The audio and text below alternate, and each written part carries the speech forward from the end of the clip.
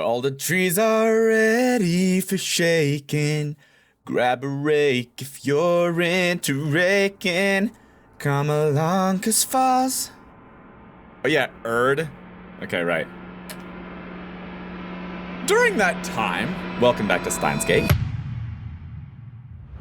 Okay, hold the phone. I had some technical difficulties in this recording, which caused the game itself to have audio that was very staticky, sounding like this.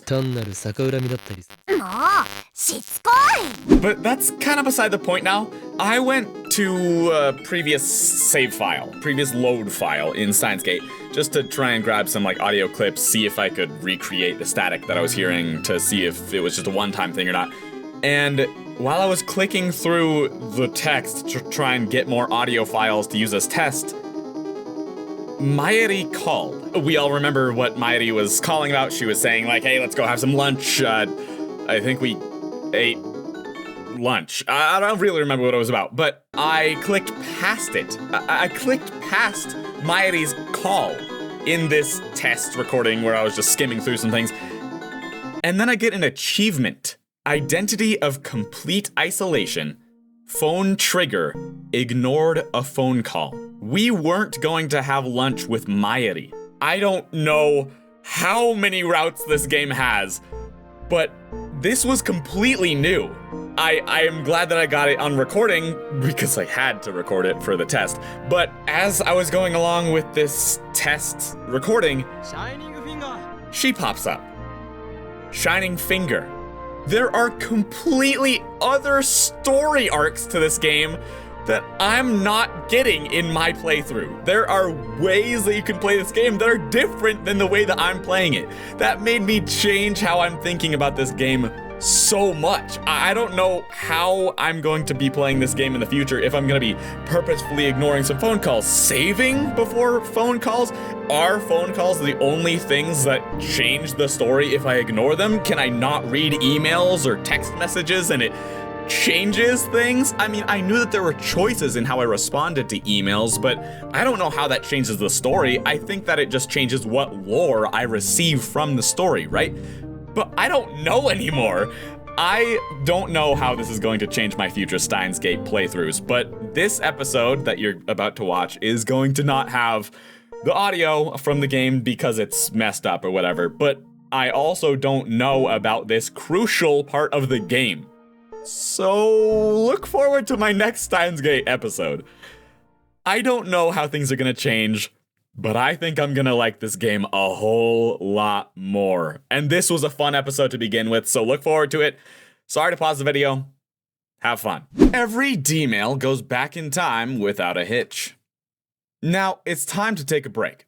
We're all hungry, and except for Mayuri, we've been up since last night. So when does the experiment not work anymore? What time? They said 6 o'clock it still worked. Is it just after 6 o'clock it stops? Go ahead and rest. I'm gonna have a go at it for a little while longer. She's been going at it for hours, and she's still full of energy. It's hard to believe she was so opposed to time travel research before. Her scientist's blood must be on fire. We've made a number of discoveries, but we can wait to assess them until after we eat. Daru and I leave the two girls to watch over the lab as we go shopping at the convenience store. Wow, Mayuri didn't want to go shopping with us? That's her favorite thing. We return from the convenience store to find the Brawn Tube Workshop's one and only part-time warrior standing in front of the building. She's stretching. Me too. Actually, dude, I literally... Sup, indeed. Ow. I can't... I have so little mobility back here. I have a huge cyst. I've talked about it before. I've had it since freshman year of college, and it's still there, but it grew and it hurts, and I can't lie down on my bed. It sucks. But I'm having it removed in 1 month from now. Ugh.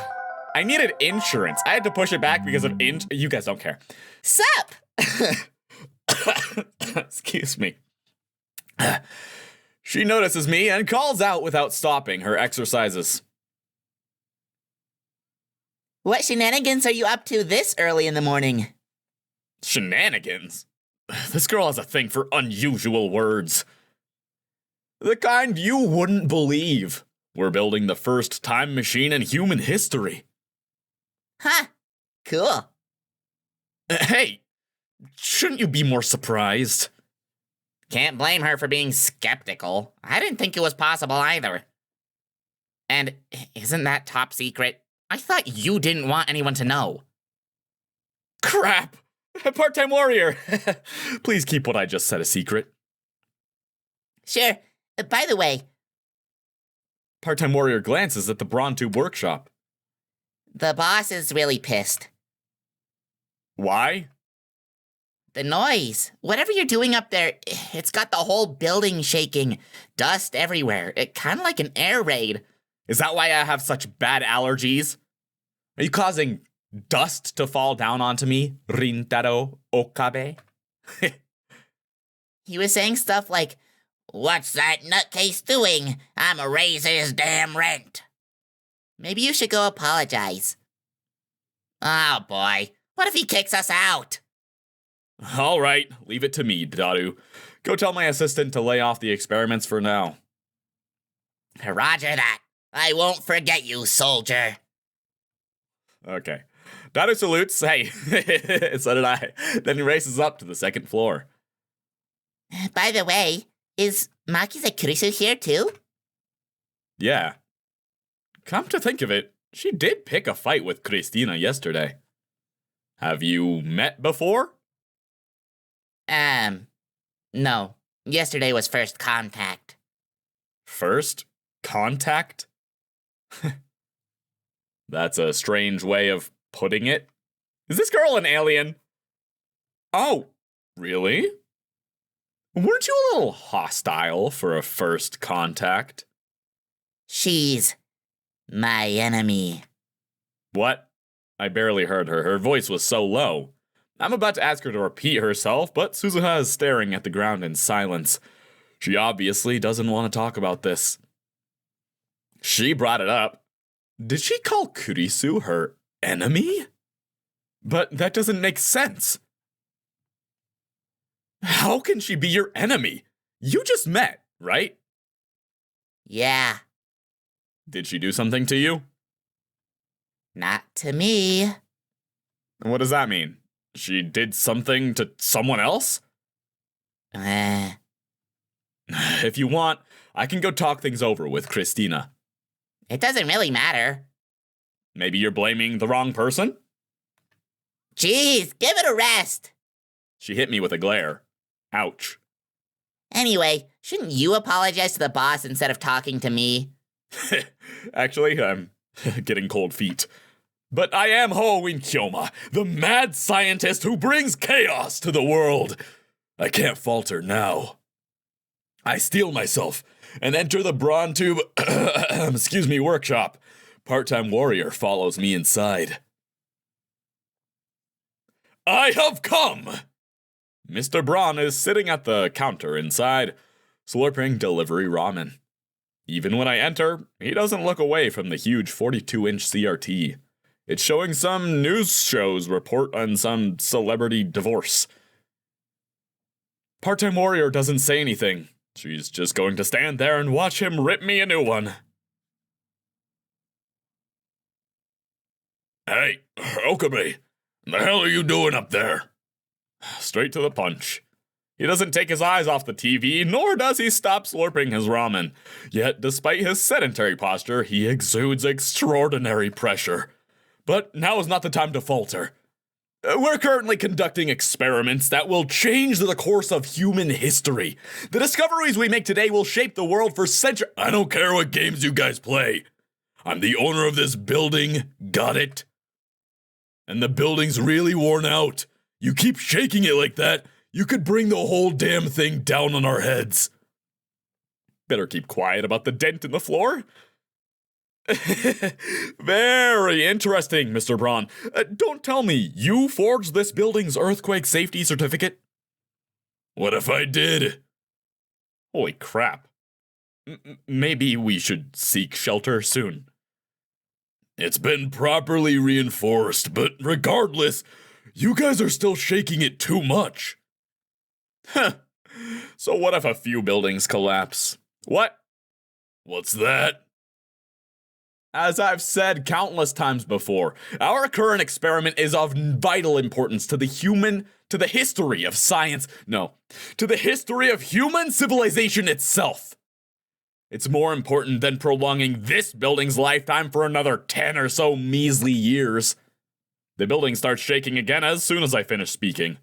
Flakes of concrete start falling from the ceiling. The 42-inch CRT's image goes to static. Damn it, Daru! What are you doing? I thought I told you to stop the experiments! Okabe! He's glaring at me. The ceiling is falling, you dumbass! Some got into my ramen. What are you going to do about it, huh? No more shaking! Or I'll raise your rent by 10,000. What? If you raise it by 10,000 yen, we're ruined! Leave it to me, Mr. Braun. On my honor, I swear there won't be any more shaking today. With that, I race out of the Braun Tube workshop. Christina! Stop the experiments at once! When I burst into the lab, I find the three of them in the middle of lunch. Mayuri has juicy chicken number 1. Daru has a convenience store lunch boxed lunch. Kurisu eating cup noodles with a fork. Sorry, Okarin. Mayuri tried to warm up some chicken. I accidentally put it through reverse rotation, and then it started sparking. I see. I sent you an email. Didn't you get it? Your sarcasm is not appreciated, Christina. You know as well as I do that my phone is still attached to the phone wave name subject to change. I disconnect my phone from the phone wave name subject to change while grinding my teeth. Wow, she sent a lot of them. One more, please. Stop screwing around! I'm the one who has to deal with Mr. Braun! But I gave you 5 days advance notice. Well, yeah, the timestamp's from 5 days ago, but... Was he mad? Yeah, I could feel his killing aura. Daru turns pale, but the two girls don't seem to care. They know not the wrath of Mr. Braun. Ignorance is bliss. Anyway, no more experiments today. Well, at least we got some good data. Then Kurisu hides her mouth with her hand as she yawns. I'm dead tired, and my hair's dried out. I want to take a shower and go sleep. I sigh and take a boxed lunch out of the convenience store bag. It's cold, so I toss it into the phone wave name subject to change and set the timer normally. If you want a shower, there's one here.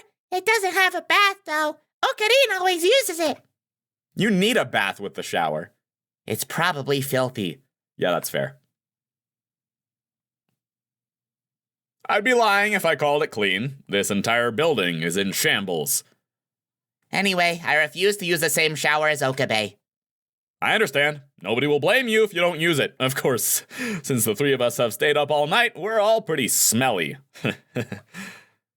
Given the sweltering heat and the fact that we kept the windows closed all night, I bet this place is smelling pretty rank by now. Why can't you tell? Is he just used to the smell? Lukako. Kiyoma-san, are you familiar with ghetto froggies?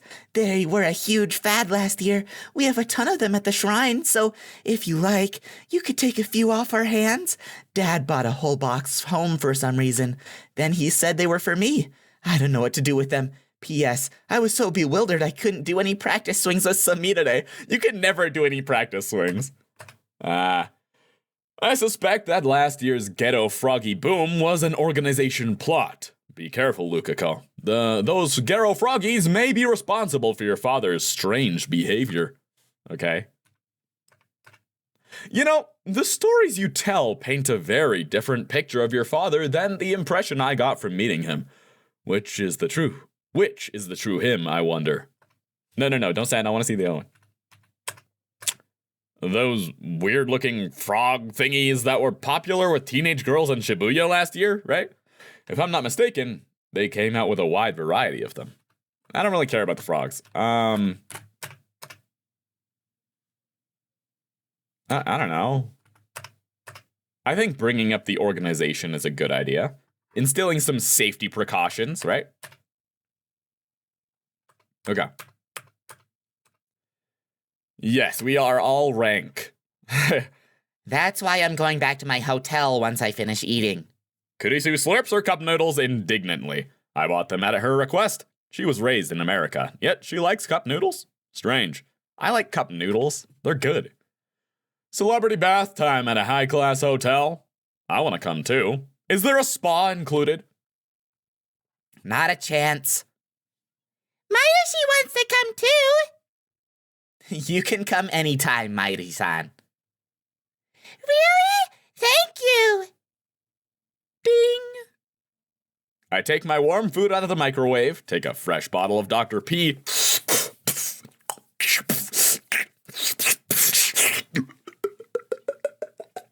and join in on lunch.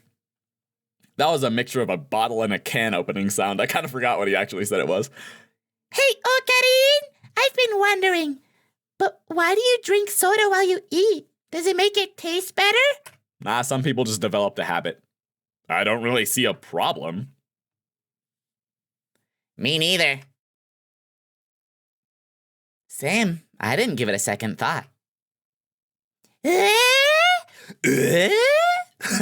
You're acting weird, Mayuri. It's normal to drink soda while eating. It's normal. Duh. No objections. No way! You guys are the weird ones! Well, I'm a pure Doc-parian. What? Someone who loves Dr. P?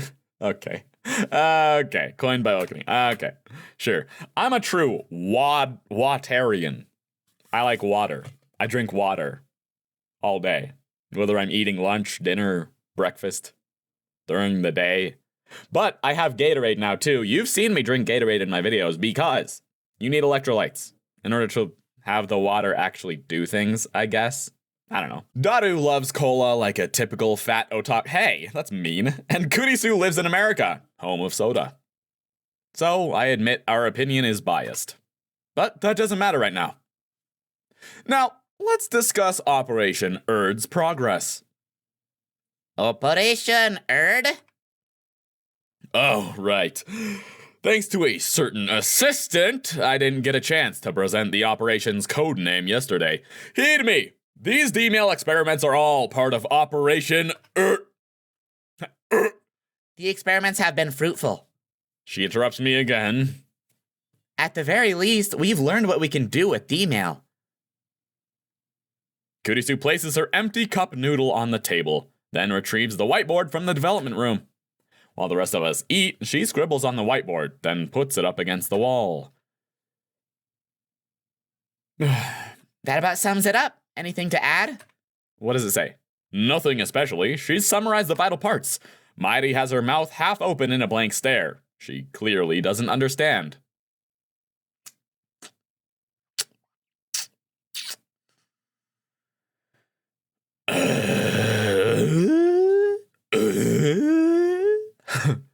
I don't understand either, but go for it. A D-mail can be at most 36 English characters or 18 Japanese characters long. That makes experimentation difficult, so we'll want to improve that first. Furthermore, each D-mail is split into 12-character segments. If you send 36 characters, you'll get 3 12-character emails. If you try to send more, everything after the 36th character disappears. Interesting. But we figured out how to control when it arrives. That's pretty good, right? Oops. Though we can only set it in 1-hour increments, we can control how far back D-mails go by using the microwave's timer. Observation isn't enough. We need to find the underlying principle. Whatever in here is nothing but verified phenomena. The underlying principle. You're right. It's not a complete time machine until we understand how it works. What could be the reason for the character limit? Daru and Kurisu remain silent. Suddenly, Mayuri, who has been staring at the ceiling in confusion until now, raises her hand. Chicken and bananas become gel chicken and gel bananas, but salt doesn't turn into gel salt, right? So much gel. According to Mayuri, the refrozen chicken had indeed been jellified when she tried eating it. Ew. Kurisu's prediction was right. And you can send 36 letters in a D-mail, but everything past that disappears, right? So I think maybe you can't send big things or a lot of small things. Maybe the curb black hole. It's care black hole. The curb black hole. Care black hole. The black hole's hole is too tight. Mayashi, nope, we're not gonna do that. No, we're not gonna. No, Mayashi, hey, we don't have to do that. Don't worry about it. Outrageous! No, you're outrageous, kid. Stop making her say stuff like that! Mayuri has flowers for brains, so she's easy prey for Daru's perversions. It drives me crazy. Me too. The hole is tight. That might not be entirely wrong. Maybe we have the same problem CERN has with their time machine. Since they can't fully control the lifter, they can't make the singularities perfectly naked, which limits how much they can send. Anyway, 6 Japanese or 12 English characters comes out to 12 bytes. English characters are half width, so they only use 1 byte, but full width Japanese characters use 2. Interesting. Bytes? Not kilobytes? Oh? So Maki says she's bad with computers? Is that so, assistant? Shut up! You don't see things measured in bytes nowadays, so I was just making sure. By the way, 1 kilobyte is 1024 bytes. 1 byte is 8 bits. Well, email isn't just comprised of text. There's more to it, like the sender and receiver's email addresses, the header, the various other things. So roughly speaking, we can send data in 3 batches of 12 bytes then. By the way, I don't know if using a subject changes anything. But I'm pretty sure that chicken and bananas have to be larger than 12 bytes. How do you measure a banana in bytes anyway? Well, it usually takes me 5 or 6 bytes. Since each grain of salt is tiny, it's possible they could be converted to less than 12 bytes.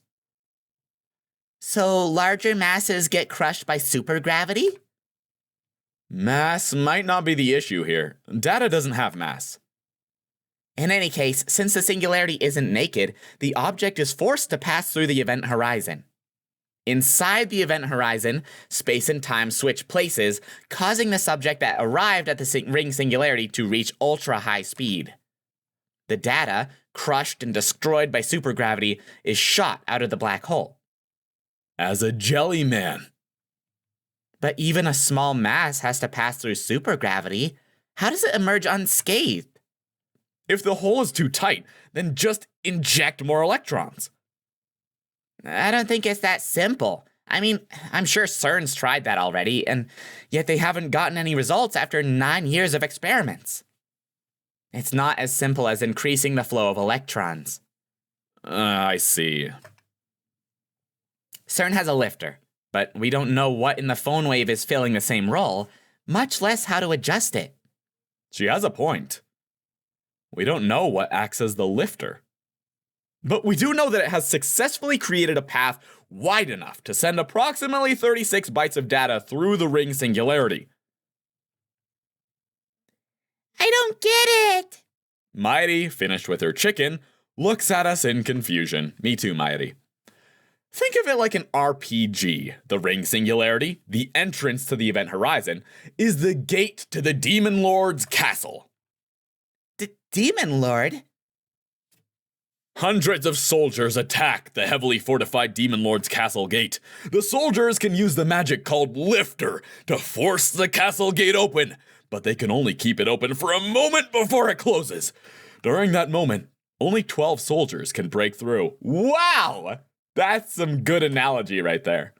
The soldiers can only use lifter magic 3 times. The 36 soldiers who make it through the gate return triumphantly as the heroes who slew the demon lord. But the soldiers who were left behind are imprisoned by the demon lord's minions. They're taken to the castle's prison cells and turned into slimes. Oh, this is so cool. The heroes save them after defeating the demon lord, but unfortunately, they go home as slimes. So the soldiers who went home as slimes are jelly men? But there's an exception. The soldiers can combine into a super soldier with the strength and size of 100 ordinary soldiers. The super soldier has the power to defeat the demon lord alone, but since his body is too big, he can't pass through the gate, even when it's opened by lifter. And so, deprived of his magic's effectiveness, the weakened super soldier is seized by the demon lord's underlings and sent home in defeat as a giant slime. Combining soldiers? That's just silly. It's to illustrate that the object can't be too big. I get it! That's really easy to understand. Yeah, honestly it is. I'm with you there, Mayuri. It is? I thought she liked RPGs too, or is she just a manga head? It's a dumb metaphor, but I guess it works. At least as an explanation for why things get jellified. It's all thanks to Mayuri's hint. Mayushi was helpful? Yeah, great insight, Mayuri. Yay! Do-do-do! But it's still a hypothesis. It hasn't been proven. How would you prove it? With human experiments like CERN? If Okabe and Hashira-san volunteer as test subjects, I'll happily experiment on you. Human experimentation sounds kinda dirty, if you know what I mean. No, that's not what you're talking about, and we're not. But I refuse! I'd rather play the doctor than the subject. Same here. No, not in the way he's implying. Idiots. Kurisu gives us a cold stare and shrugs her shoulders in exasperation. As I keep saying, the real problem is what the phone wave uses as a lifter. That and one other thing. How come the discharge phenomenon and jellification only happen during a certain time frame? We may not understand everything, but we've perfected the art of D-mailing. Isn't that our final answer? FA in Japanese used in the question, is that your final answer? Internet slang originates from a popular quiz show with contestants who want to be millionaires. Okay, sure, I guess. Sending mail to the past is amazing, isn't it? Though I guess it's not a real time machine unless we can send people to the past. Even CERN has failed to send humans through. If you believe what Taitor says, it won't be another, 24 years before there's a true time machine? I answer Kurisu's sarcastic question with a nod. Physical time travel is impossible for us at the moment.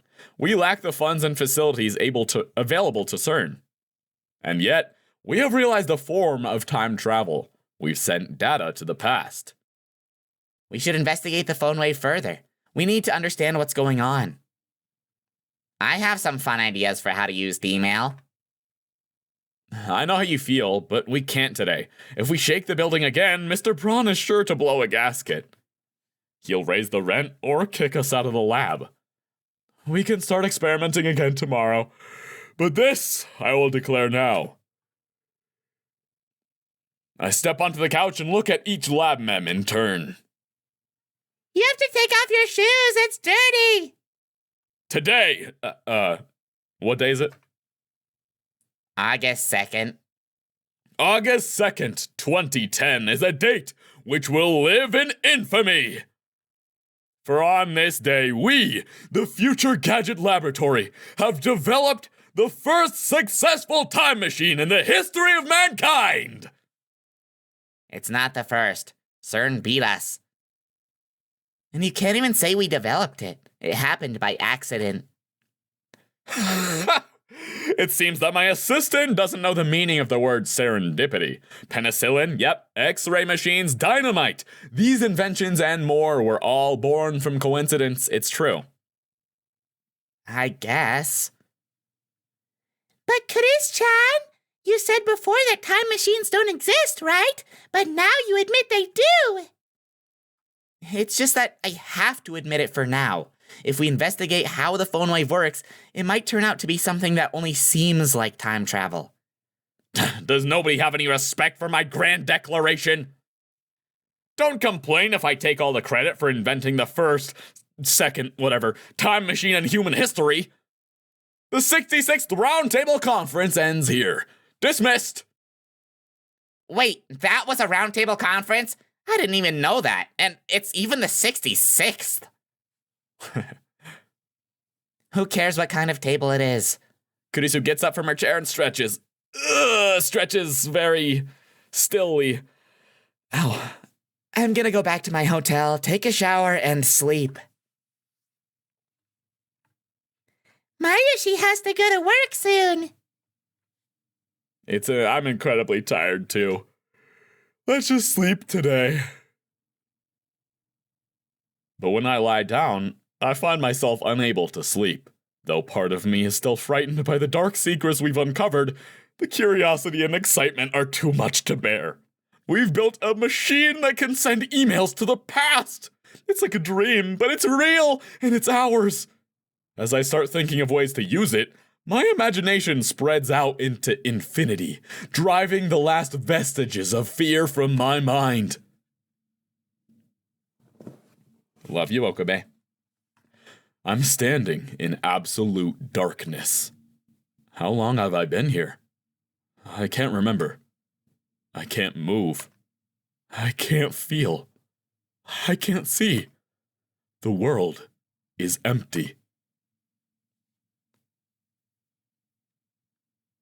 Kurisu? No, not empty. A voice resounds in the blackness, as if whispering in my ear, as if screaming from far away, as if dozens of people around me are speaking at once. Where am I? You are beyond the event horizon, where time and space switch places. Suddenly, the darkness is dispelled. Oh! An ocean of stars fills the heavens. The sight is breathtakingly beautiful. However, one point in space lacks stars. I notice that point. I stare at that point. My body starts to fall. I'm falling through the sea of stars. No, not falling. I'm being pulled into a rift of utter darkness from which not even light can escape. In an instant, my consciousness has exceeded the speed of light. Stars flash past and vanish from sight. Light itself is but dust in my wake. Logic screams that this cannot be. Nothing can move faster than light. That would contradict the theory of relativity. You aren't moving. That voice again. It comes from behind, overtaking my faster-than-light consciousness. At the same time, it seems to lie in wait at my destination. Why do I hear Christina's voice? You aren't moving. Those same words. Remember what I said? Here, space and time switch places.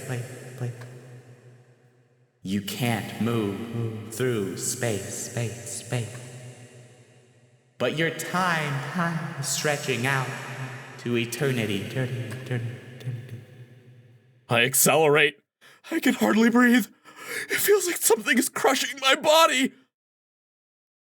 1 second for you, and eternity for me.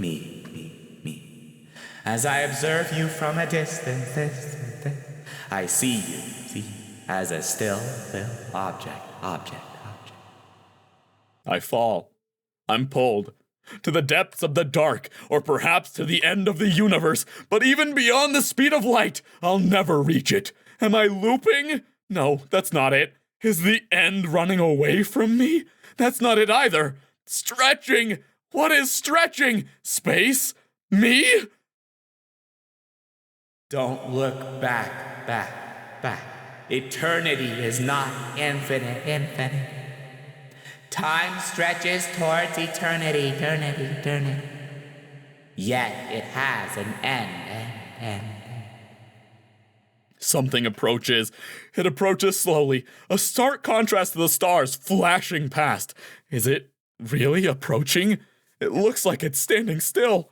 Its slowness gives it that illusion. I don't know what it is, but it is something. The event horizon, rise.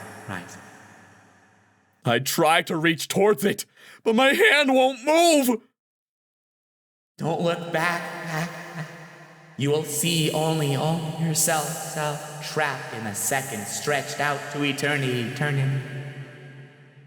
I'm slowing to a stop, but still I keep falling. The end never comes as asymptomatic approach to zero.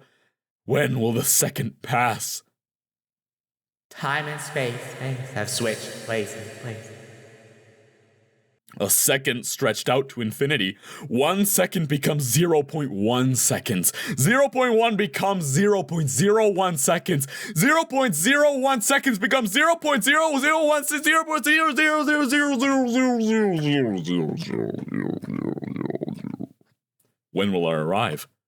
Gradually, time shortens. Gradually, my perception of time lengthens.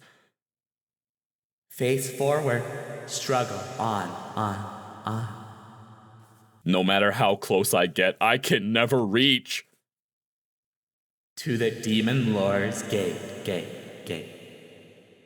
Suddenly, her words take on an amused tone. The Demon Lord's gate. You don't have the key. You can't pry it open. I try to shout, but my mouth won't move. I mustn't look back. You will be captured by the Demon Lord's minions. Pictures from the Jellyman's report flicker through my brain. My body. Don't look back.